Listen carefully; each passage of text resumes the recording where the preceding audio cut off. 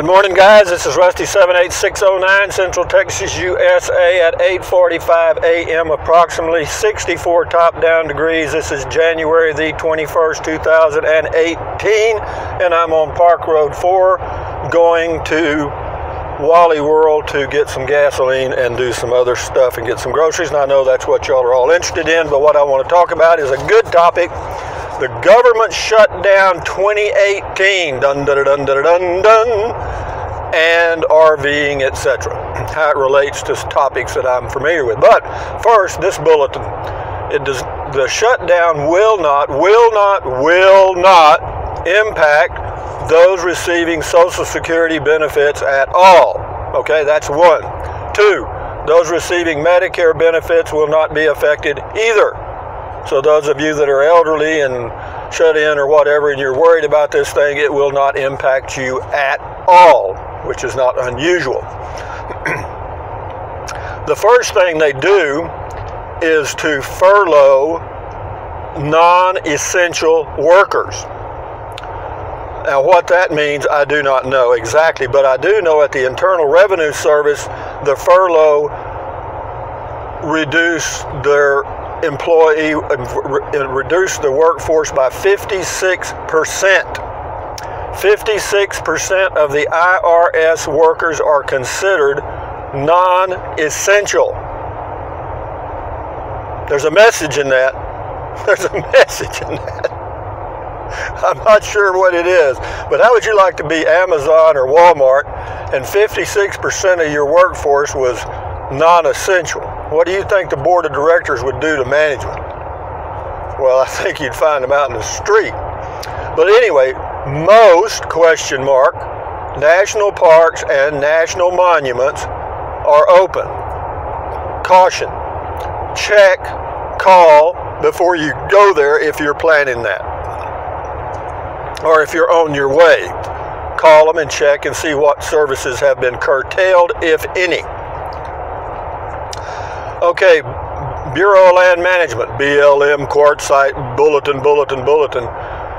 It says the BLM basically will halt operations. Now that doesn't go any further than that, since, you know, it's just dirt.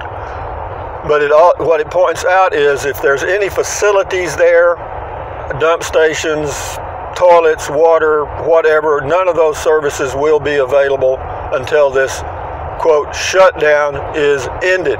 Okay?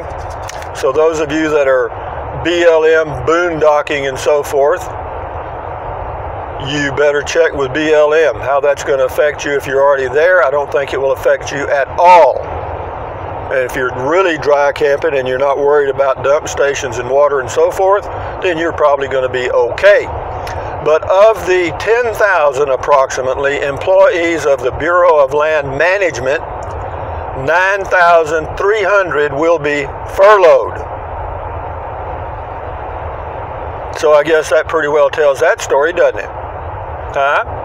But anyway, so we've got our little comedy going on again. I'm not going to get political, and I'm certainly not going to take sides on the issue because I don't care and it doesn't concern me at all. I'll survive. But children are children, okay? When you're 5 and 6 years old, you develop your personality right in those years, 4, 5, 6, 7, 8, in that range, and your personality is pretty much developed, and you're stuck with it for the rest of your life. And it doesn't change a hell of a lot.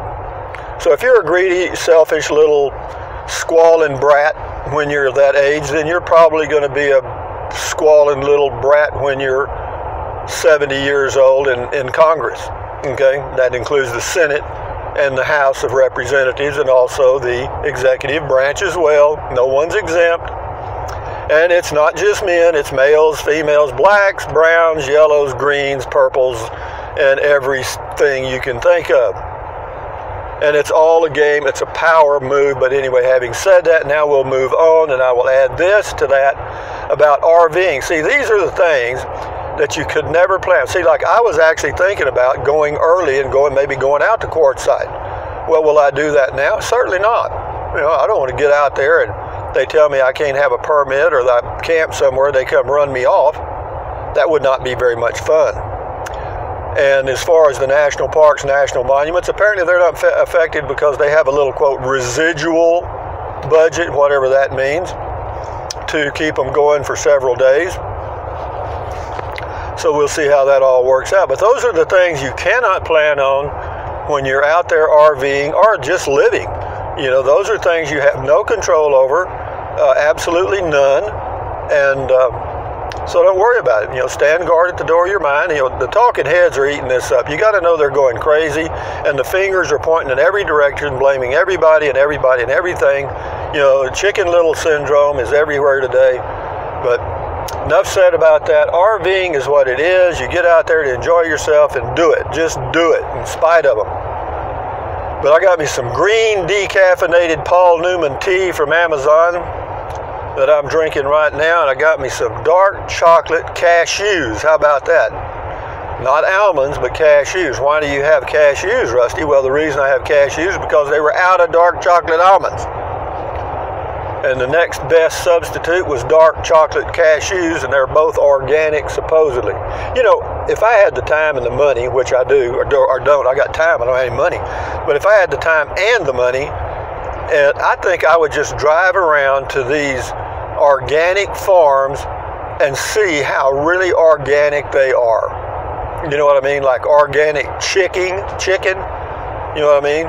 And organic meats, because I'm thinking about that. You know, in order to have a perfectly organic bird, it's got to eat organic food, right? Well, then you say you'd have to go back up the food chain to see where they got the food from. In the same way with cattle eating hay. Is that organic hay? If so, where do they get organic hay? You know what I mean? So if you followed that food chain very far, I have a feeling you would hit Monsanto right square on the front door. And they're certainly not into organic. But the good news on the horizon for the food chain, folks, and you see how this all flows together and ties right in with the government shutdown. The good news about the food chain is, even though a lot of people are against, you know, HMOs and all that stuff, or whatever, GMOs, genetically, HMOs, GMOs, the good news is we've been genetically modifying foods and plants and animals for thousands of years. This is not new, okay? We did it differently back when, but we're just getting better at it. So in my opinion, which is worth nothing, some of this genetically modified stuff may be better than the original stuff. And so you're going to have to keep an open mind about it and not just close the door when it says genetically modified, because, you know, they're going to come out with some stuff that's, they're already working on meats that's more protein, less fat, much healthier product, and it's not grown by a cow. They make it, okay? Is it genetically modified? It's totally genetically engineered. But here we are in Central Texas, guy, on Park Road 4. It's 63 degrees, high today 72. I cannot complain. It's a little overcast sky today, but gray skies, it's okay with me, man. As long as the temperature is all right, I'm good to go. And I've been thinking about my RVing trip coming up. And but anyway, those of you that just tuned in for the government shutdown information, I probably don't have much more to say about that, other than why would we want to bring the non-essential personnel back? If 56% of the IRS is non-essential, leave them out there. I mean, if I was one of them, I'd be saying something, but, you know, anyway, I know there's more to that story, so you don't need to hit me too hard. I mean, I know there's a lot more to quote non-essential, but just generally it doesn't sound good. Moving right along, guys, RVing coming soon. Rusty and Puff are going somewhere. Where? I'm not, well, I'm going into New Mexico and points west for sure. When? I don't know, man. I'm watching the weather. You know, we may have an early spring, and the reason I say that is we certainly had an early cold winter. The coldest temperatures were backed up by about a month in Texas, and it's coincidentally, when I was walking, it was in early October, and usually you don't hear the geese flying south until the 1st of November, in that range, when we start getting some pretty serious, not serious, but cool fronts coming down south, and they follow that northern wind all the way down to South Texas where they spend the winter. But anyway, it was the 1st of October, and I heard geese and flying over, and I saw them. It was a flock, pretty large flock of geese, and I told my sister in the conversation a few days later that, you know, we might have an early winter because of those geese coming this soon, and sure enough, it appears we did, and a much colder winter than we've had in a long time. So those geese know what the hell they're talking about. You know, the Native Americans are the original people on this continent, used the geese as a guide to start their trek north and south, you know. And was that smart? You bet it was. You know, you just sitting there one day smoking your peace pipe or smoking a pipe full of marijuana, whatever you smoke, and you hear the geese honking, heading south, and you go, me chief, you know, let's go south starting here in a few days. Start getting ready to go south, gang. Okay, and the same way going north. You're sitting there and you're lean back in your recliner and hear the geese, and okay, guys, they're heading north, we're heading north, start packing up. And that was a pretty scientific way to do it, wasn't it? It worked. So here we go, guys. I'm going to go to Wally World. I got to get some gasoline, petrol. Sunday morning. This is Highway 281, goes north and south. A busy little stretch of highway, because this highway, as I've said 7,413 times, gets the overflow from Interstate 35, which also runs north and south, and there are a lot of people that don't like to drive on that stretch of highway between Dallas and all the way down to San Antonio, actually, because it is busy, busy, busy, busy, busy. So anyway, guys, I'm just crawling along here in my little pickup truck, and yeah, I'm definitely thinking about going RVing soon. Whenever I start noticing the weather, morning temperatures coming up to where I can deal with it. I just don't like really cold mornings, and I don't like cold days for sure, so I don't want to go out now and catch a few days where the temperature never gets above 40 degrees. Wouldn't that be fun? Absolutely not for me, maybe for somebody else. But we're going along at 57 miles an hour. Speed limit on this highway is 70. I'm in the right lane, the grandma lane, so I'm doing all right. And that's the way that is. But anyway, also thank you guys that used the Amazon link. I'll get that plug in early. I know y'all get tired of hearing it, you know, but 65 or 60% or so of my viewers are new and they just drop in and out.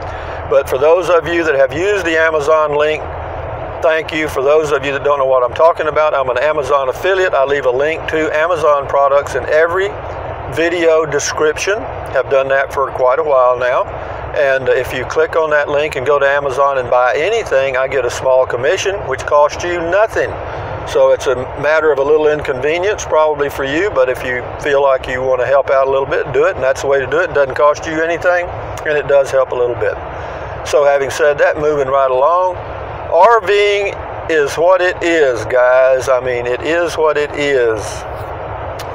And people that are new to, I mean, I've been doing it so long, it kind of comes natural. I mean, I live in a 16-foot travel trailer, 2018 Coachman Clipper Cadet, and it has basically nothing. I mean, but I'm not going to go over that again. Most of y'all already know all that crap. But, you know, it's a way of life for me. I mean, it's I've been doing it for, you know, nearly 30 years. And I've been living in an RV full-time for nearly 30 years. And I haven't traveled all those years. There were years that I traveled a lot, and there were years that I traveled a little bit, and then there were years that I didn't pull the travel trailer, that I went camping in a Toyota Prius. I did that off and on for several weeks over a period of 5 years, and also went camping in a pickup with a camper top on the back.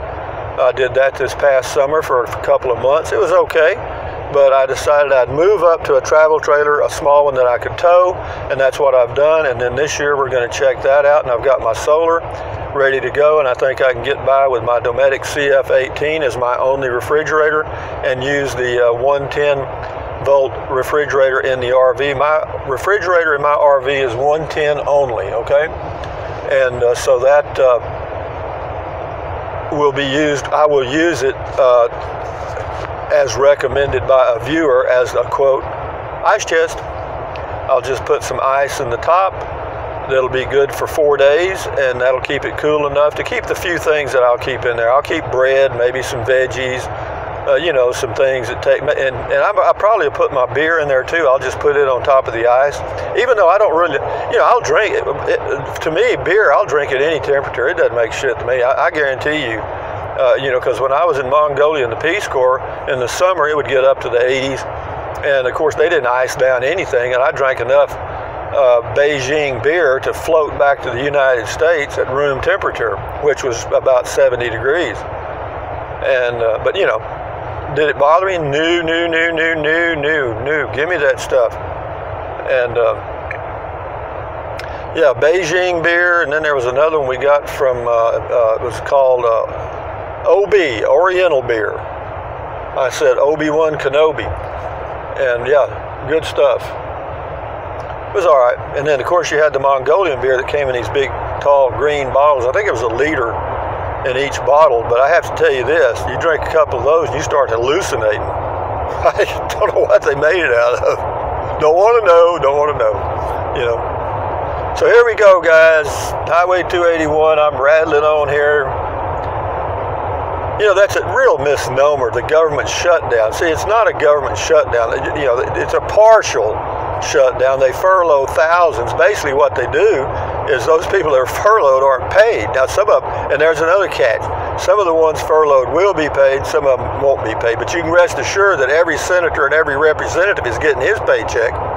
You can bet on that. Or they're getting something. I bet you they're getting their paycheck. What do you want to bet on it? Check it out. Here we go, guys, coming into Marble Falls, Texas, the big city of population 6,077 people, 64 top-down degrees. Now, look at that big old fifth wheel on the left. Triple axle, nope, double axle, but God, he's straining pulling that thing. But if that's what you want to do, do it. Get you one that's 700 feet long and tow it down the highway. If that's what you want and you got the money to do it, do it, do it, do it. Do it, Pruitt. And here comes a guy. Now this guy's smart. He's just towing half his house down the highway. That's a modular home. That's one half. The other half went the other way. And never the twain shall meet.